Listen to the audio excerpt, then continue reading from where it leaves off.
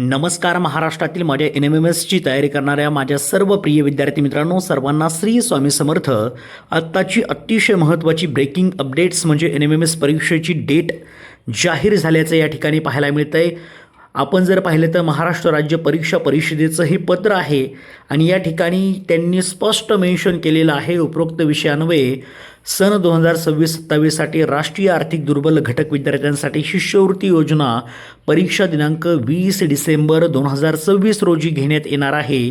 परिषदेच्या त्यांनी वेबसाईट दिलेली आहे NMSCE.in या संकेतस्थळावर शिक्षणाधिकारी, शिक्षण निरीक्षक यांना ऑनलाईन EI लॉग इन उपलब्ध करून देण्यात आलेले आहे. त्यामुळं तयारीला लागलेले सर्व विद्यार्थी तशीच तयारी चालू ठेवा.